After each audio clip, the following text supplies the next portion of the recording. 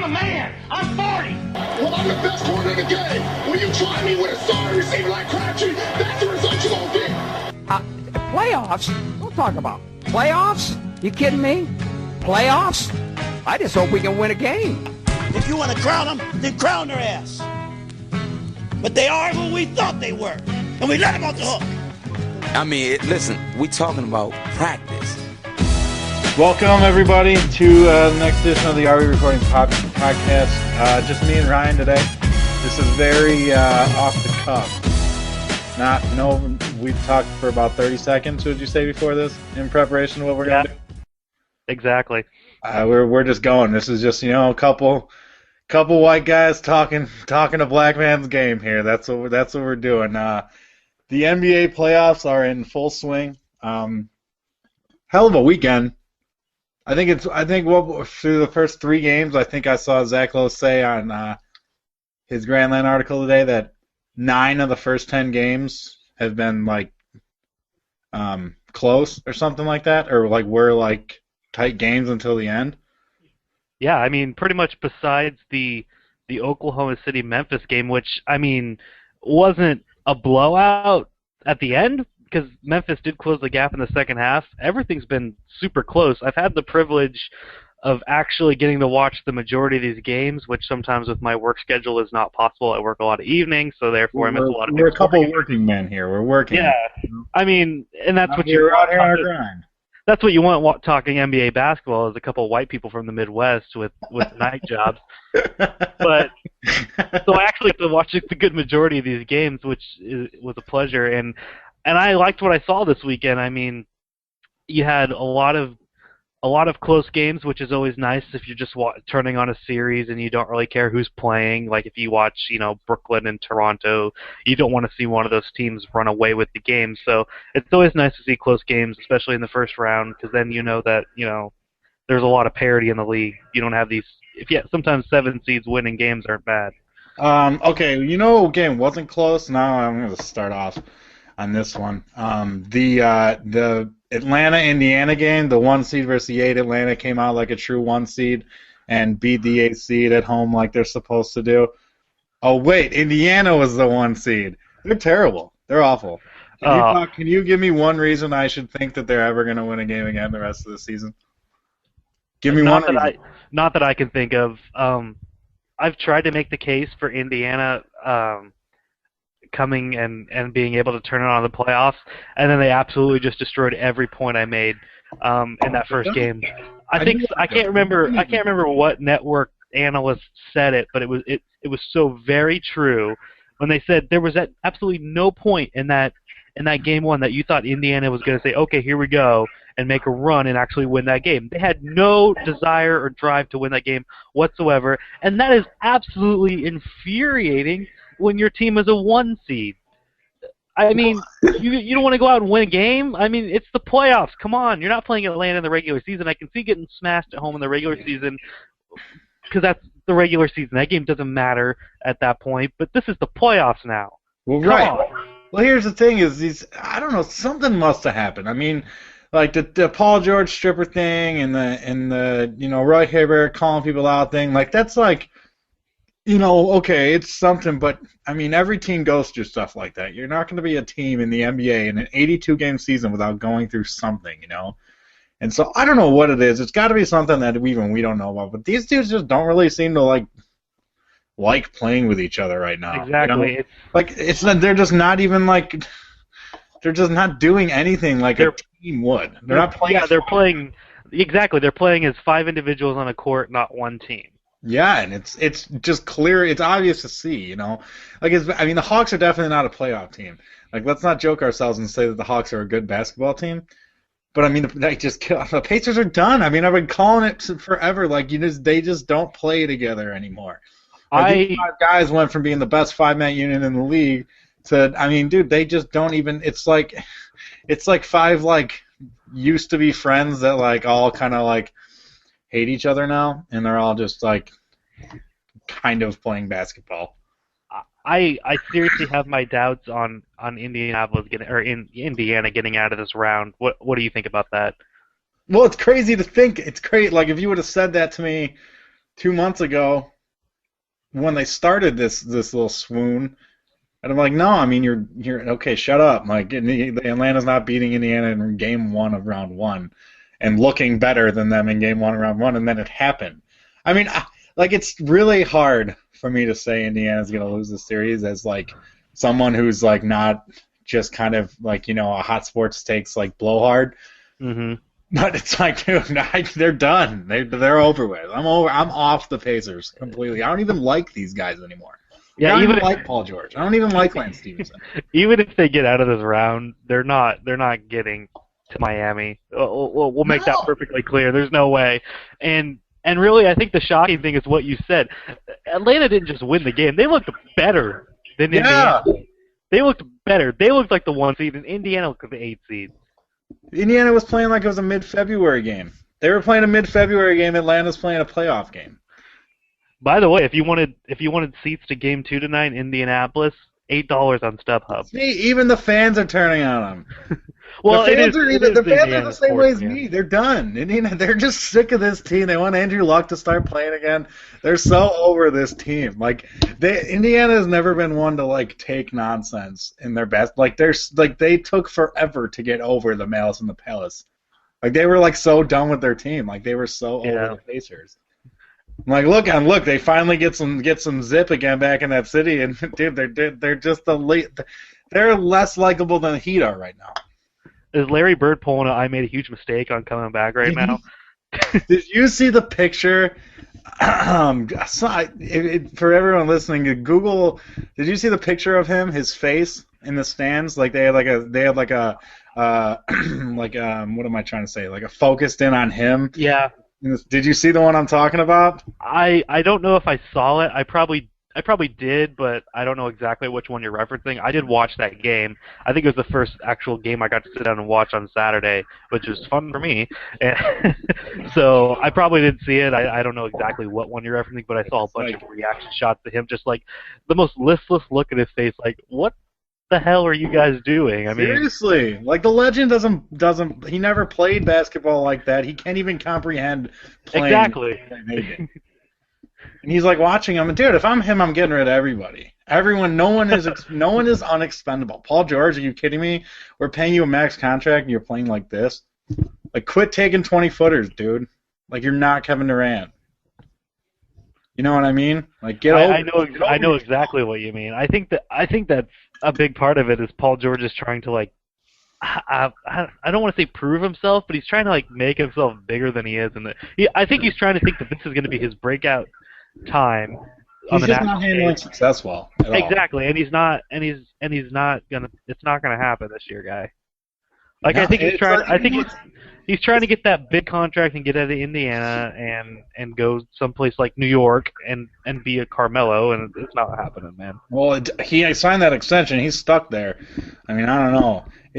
I don't know. I'm so disappointed in them because no one else in the Heat East is gonna beat the Heat, and I'm just so sick of the Heat in general. I want someone to beat them so bad. No one's going to. Can you think of the most I want to say universally hated defending champion than the Miami Heat? No, they're the least likable. That's the word I was looking for. Least likable sport that we've had in a long time. I don't even know if it's like I don't think it's the LeBron thing either, because I actually like watching LeBron play for the most part. It's just I don't know. There's something about their attitude. It's that, and you know, a lot of people will say, well, people hate when teams are winning all the time, and that's true. But I don't like the Heat because they, first of all, if they stand a huge roadblock in the way of my team, Oklahoma City, winning an NBA championship. So that's, you know, number one, and then so that's the reason I don't like them. But a lot of people don't like them just on the merit that they're the Heat. I also don't like them because Miami's a terrible sports town. I don't think they deserve a team like that. Me neither. Well, I've disliked the Heat. The Heat have been my least favorite NBA team my whole life. It stems back to the Heat and the Bulls have had a rivalry for a long time. Yeah, I mean, it stems back to I was sitting in my buddy's kitchen watching Game 4, Bulls Heat, and after the Heat won their first title, which legitimately turned people away from the NBA because of how badly it was ref. I mean, I didn't like Dwayne Wade went to a rival high school of mine. I didn't like him. I don't like him for that. I didn't like him coming out. Like, I just never liked Dwayne Wade. And then, well, whatever. Let's get off that topic. We're deviating. Talk about getting a break though with Al Jefferson's injury. Oh yeah. But we'll leave that alone. Yeah. Let's get to your Thunder. Last night's game. I know you had a little anecdote. What's that word? The word for like story. Anecdote. That's what did I say? Anecdote. Antidote. Anecdote. I think that's what you give your Pokemon when they get poisoned. Am I trying to cure someone? Am I a doctor now? Dude, that's what you get when your Pokemon gets poisoned. Then the Game Boy screen starts flashing. Oh God! You run out of antidotes. You got to get to the nearest Pokemart. Anyways, so the last night's game, I'm watching this thing, and like everybody's gonna obviously jump on Russell Westbrook because he's the easiest guy to pick on in the NBA. I mean, him and Durant both took 28 shots, and Durant made one more than him. And more is 12. It's not like it's 22. Let me get one thing straight. Durant had the bulk of his points in the fourth quarter and overtime. In the first three quarters, he shot terribly. Terrible. He had like 18 points on 16 shots. And that's okay because Kevin Durant can't do it every night. Russell Westbrook can't do it every night. I put this loss on two things. Russell Westbrook can do it every night. I put this loss on two things. Reggie Jackson has to step up when those two aren't scoring. He's matured enough to that point now. He's done it before. Reggie Jackson isn't even getting that much tick. He's playing Fisher more minutes than Jackson. No, this loss is not. I'll let you finish. And then you got to put it on the defense because Memphis repeatedly was just able to drive to the hoop, and we couldn't stop them. Not one time. Okay, well, I'll give you one reason that they lost, and it combines all of those. Is it's Scotty Brooks. Yes. When they were first coming up, when they were a young team and first doing their thing, he was a good coach for them because he built that like brotherhood, like rah-rah, we're the underdogs culture. He built that with them, right? Like that togetherness, that one for all type of attitude. And they needed that. They did. They were a young team. They needed they needed somebody to lead them into togetherness. And all of an interesting point after you finish this. But he's just not like this team is matured. Like they're ready to go. They need a coach that's like. Could you imagine Greg Popovich coaching Westbrook and Durant? And I know he's like the exception to any coaching rule, really. But I mean, dude, they're not coming up with any creative ways to get Durant the ball. They haven't in 3 years. It's the same exact plays they always run. Always. They come up with a new play since 3 years ago. They haven't. No, they have not. And Westbrook, the thing is Westbrook gets the ball. Westbrook get the ball top, and they'll run Durant around like one like kind of weak Serge Ibaka screen, and then they'll depend on his like length. He'll put the body on his defender with Tony Allen in this situation, and you depend on his length to get the ball. And by the time he gets it, he's 5 feet away from the 3-point line. Like he's not getting the ball in spots to score. He's just kind of like getting the ball. Like, and by the time he gets it, there's 8 seconds left on the shot clock, and he has to make a move. It's embarrassing. It's bad. It's bad, and it's the same thing. It hasn't changed. Like nothing's changed. These were the same problems they had 2 years ago, and the same exact problems they had last year.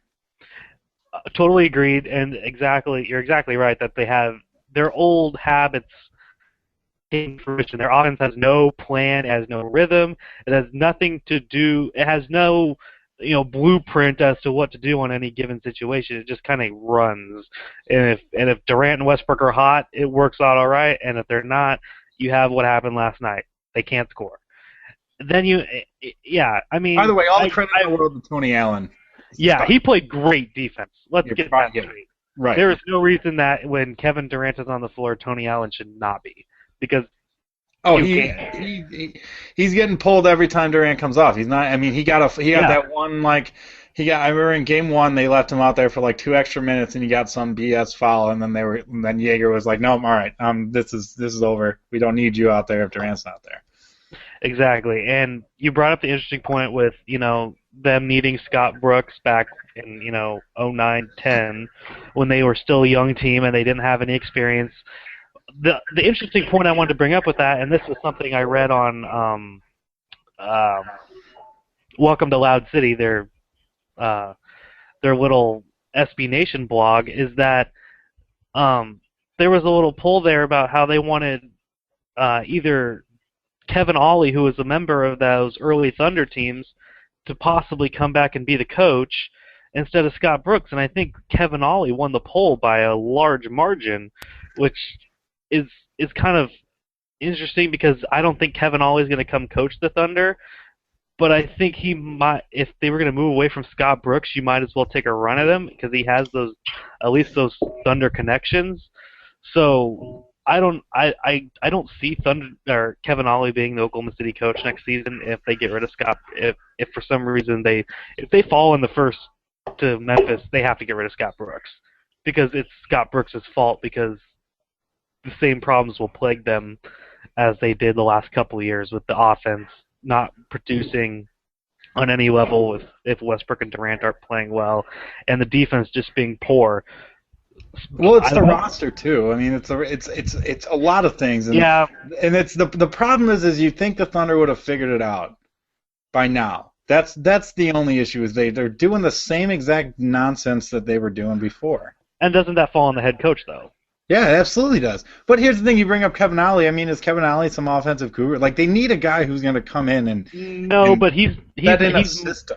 He's not the I think he has more of a background in that than Scott Brooks would.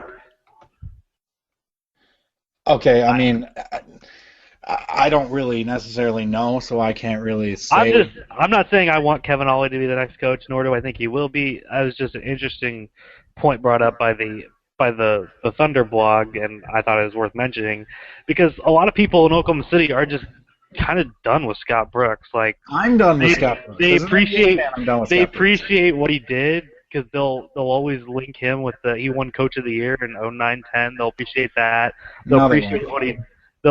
I do. I appreciate. Well, here's what they'll appreciate. They'll appreciate when Kevin Durant's holding the trophy up down whatever the main street in Oklahoma City is.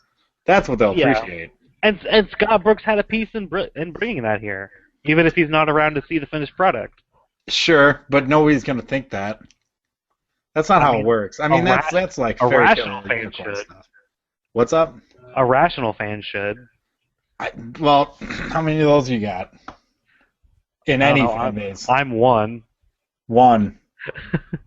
Now, listen, I mean, even you can be irrational at times. We all can be. Never. I'm not saying I'm rational. I'm absolutely irrational. Okay, well, here's the thing. They need to win Game 3, the Thunder do. I know it's a long series, and there's a lot of overreacting from game to game, especially with the games that spread out as they are, but I think... Well, they have to steal one on Memphis' home court, regardless. Especially now. Yeah. Well, and another thing is who's going to say Durant and Westbrook are going to combine 22 of 79,000 like they were last night? Like, that's not always guaranteed. And I mean, the Grizzlies played basically the best game that they could possibly play. Yeah, there's a lot of good scenarios that came together for Memphis last night. But I will say that Memphis isn't a place that Oklahoma City has had a terrible amount of success in. So that kind of worries me a little bit. We talked about this being potential worst matchup for Oklahoma City in the West, and I think that's come to fruition. I don't know if that helps them or hurts them. I think a little bit of both because they might have to play a 6-game series in the first round, whereas teams will get out in 4 or 5. But it might help them in the sense that they have, be a little more tested now. Sometimes a loss like last night helps you in the long run because now you've been tested and you kind of go back to the drawing board. It's just, will the Thunder take this opportunity now to do that, or will they just keep doing what they do? Yeah, and you know what? And if history has taught us anything, is they'll just keep doing exactly what they've been doing. Yeah, because nothing's changed. Let's go on to let's talk Clippers Warriors. You want to talk Clippers Warriors a little bit? That's done with that. So here is how the NBA playoffs happens all the time, and this is going to be a 7-game series. Last night was an aberration. You can point to last year's finals as the exactly what I'm talking about. And the NBA playoffs are a game-to-game thing. Game 3 is Game 3. Game 2 does not matter in Game 3. The points don't carry over. Nothing carries over. It's a fresh start every single game. And so you can take the Clippers winning by 40 for what you wish, but really all it is the Clippers and the Warriors are now tied 1-1, and they're going back to Golden State for 2. That's really all it comes down to. It doesn't matter the final score. It really doesn't. But let's be honest, they couldn't guard Blake Griffin at all. They were running guy after guy at him. And that's what we talked about in the preview where, having the size advantage for the Clippers will help them if Blake Griffin can have a night like he had last night, the majority of nights. Because who on Golden State is going to come and guard him? And guard him well. Nobody. Nobody did last night, so they're going to have to figure something out. I think that Blake was mad. I think he was really mad about how Saturday went down. I think he thinks they should have won that game, especially with the amount of opportunities Golden State, frankly, handed the Clippers. They handed each other a lot of those. Exactly. Who won it? I think I sent out a tweet, and if I didn't, I surely meant to or thought it. Saturday around the 22nd mark of that game was just like, who wants to win this one? Because no one does, evidently. They just keep handing each other free throws. They keep handing each other these opportunities, and no one's taking a single one of them. And that's why I think last year, and who knows, like Game 3, the Warriors can come out and Steph and Klay Thompson can hit 15 threes in the first half, and it's game over by the third quarter like this one was. Like, there's no carryover at all. And it's good. Golden State, Steph Curry plays better at Golden State than any other player plays at their home court in the league. Do you think that 1-1 was the best case scenario for Golden State? Yeah, are you kidding me? If you're Golden State and you hear you're going 1-1 back home, you're thanking the basketball gods. That's what you're doing. Now with that, I know you just said it's game to game. It's 1-1, but you just got clobbered. So, the Heat got clobbered in Game 3. I understand. Spurs got clobbered in Game 4. The Heat are every year. This happens every year. This happens in every playoff series that's ever happened. The Heat and Spurs are much more resilient than Golden State. I understand that, and I know that that's but still, this happens in every playoff series that's ever, every 7-game NBA series that's ever happened has at least 1 or 2 blowouts in it. That's just how it happens. Like it's just like you have bad games. I'm just saying this is an early one, and it could be a series changer. You go into Game 2 last night. Golden State has all the momentum in the world. I don't know how many people thought that. If Los Angeles won that game, I think most people thought it was going to be a close game. I don't think anyone at Los Angeles winning by more than double digits. Then they go out there and kill Golden State. But the mentality is. But even though Golden State has their 1-1, I think it feels different than if they would have went out and lost Game 1 and stolen Game 2 or something like that. You know what I mean? Here's the thing: it's entirely possible for that. The mentality for Golden State was they went into Game 1 and they won a hard-fought game. They lost Iggy. Clips lost Blake. I mean, Blake's obviously a better player than Iguodala is at this point, but they both lost a key piece. So it's not like, that basically evened out in that sense. They won Game 1. Game 2, the Clippers are super motivated. They're motivated off the charts. And Golden State, you're not really that motivated if you win Game 1. You obviously are because it's the playoffs, but in their mind, they had already. I think that going into it, they defeated themselves because they had just thought to themselves, "All right, we got to split." Like they didn't think, "All right, we're taking 2." They went into the game thinking they had a split. That's a great point because that's exactly. They already got their 1. They needed 1. They got their 1. And that's more of like I'm not necessarily saying that they were having that conversation in the locker room or anything. But I mean, that's in your head. Like you think about that in your head, and if you start saying, yourself, we got one, you're not going to get two. Well, exactly. It's probably not a part of the pregame speech with the we got one. But if you're on the court, and it's the third quarter, you're down 8, 9, 10 points. You're probably thinking, well, if we drop this one, it's not killer. We've already got one. So you kind of let yourself get into that comfort zone. So I see what you're saying. And the Clippers had all the motivation in the world. They came out like gangbusters. Yeah, they had to win. Mm-hmm. And here's where these series that are 1-1 get interesting, because Game 3 becomes so pivotal, and especially because the road teams are the ones winning the first games instead of the second game. So I know I just said nothing carries over, but it's still like it's interesting because now it's like, okay, you took a punch, I took a punch. Let's see who throws the next one. Yeah, kind of thing, Like it's Game 3 is hardest to predict in this situation because I don't know, because what if the Warriors come out and do their whole home court, Steph Curry literally pumps energy into the building thing, they're gonna be all right, But if Blake comes out and dominates again, I mean the Clippers Josh might be right. But I don't think so. I think this is going sad. This has 7 games all over it. This is gonna be like such an emotional up and down series in a lot of ways, and it already has been. We're 2 games in, and it's already been the most emotional up and down series we've had. Now, granted, we've had, some teams are waiting until next week to play Game 2 or whatever. Exactly.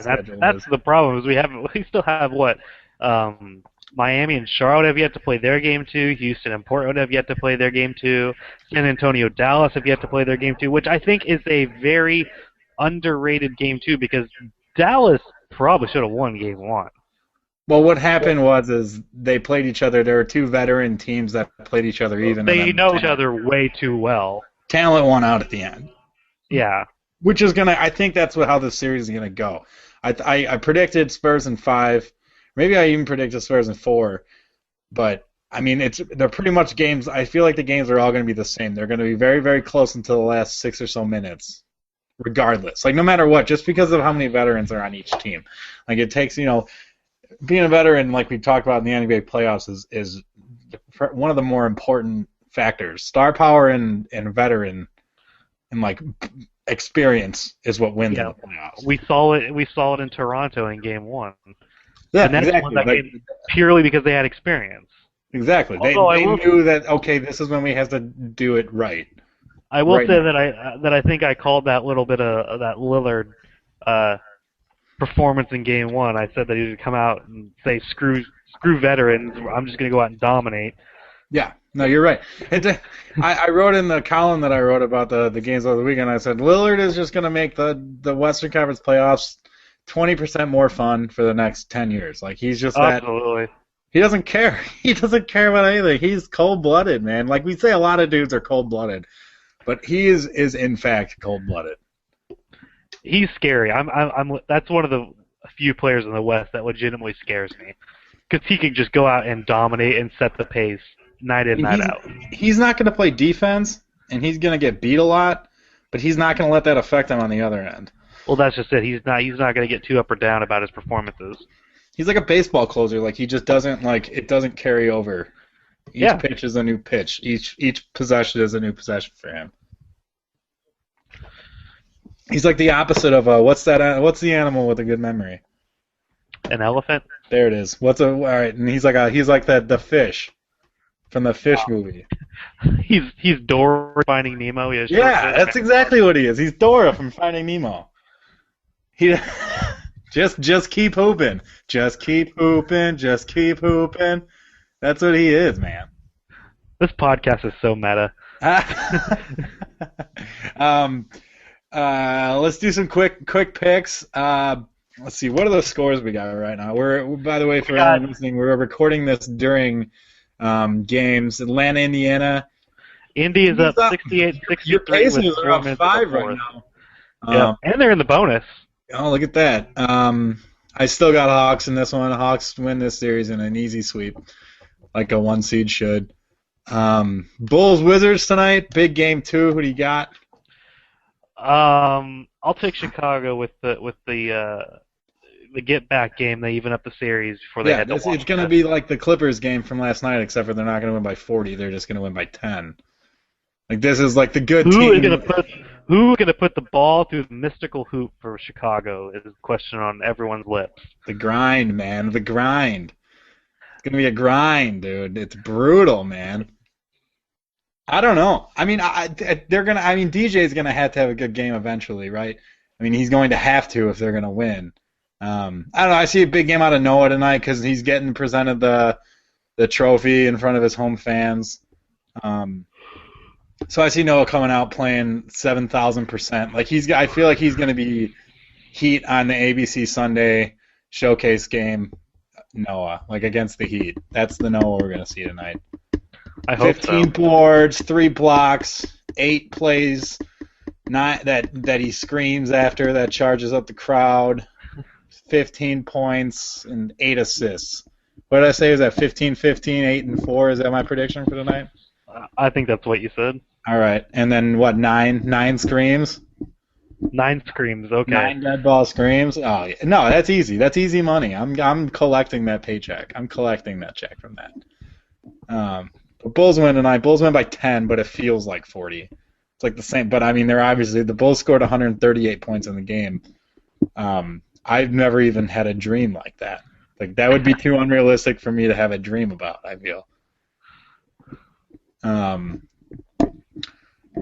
Well, hey, is there anything else you want to get to before we get out of here?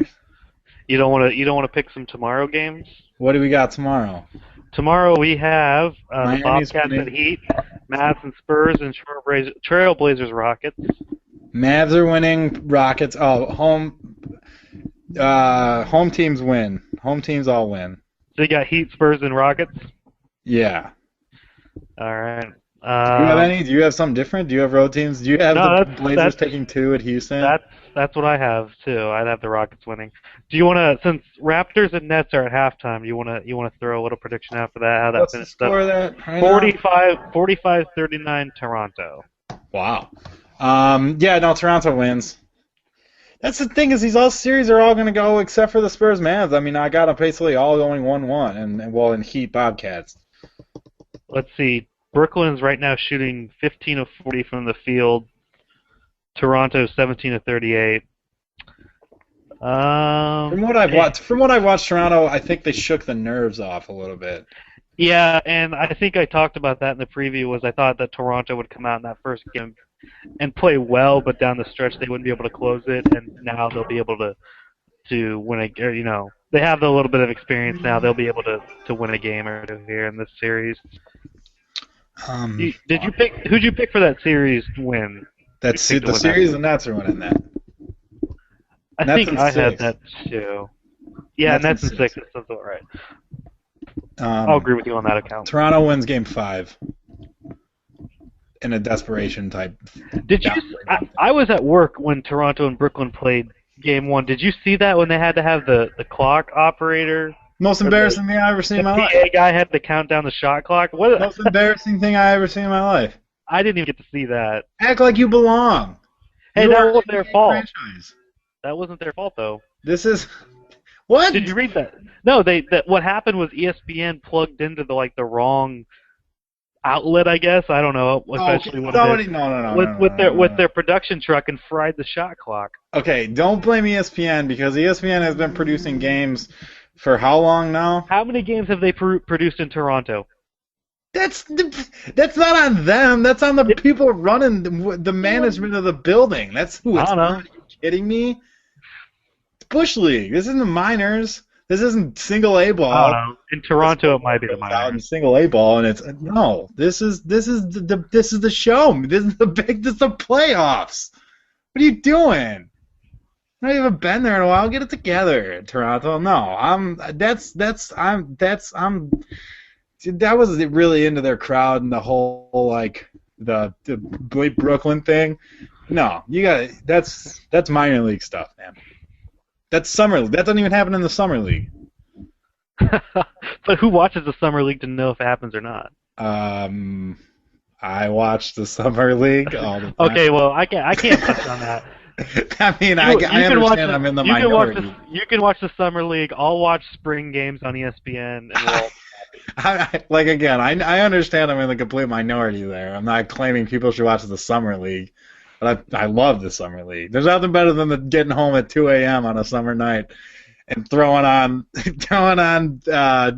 Nets Memphis summer league game. Oh God. Nothing better than that. This was again super off the cuff. I don't even have my light. The lights are off in my room right now.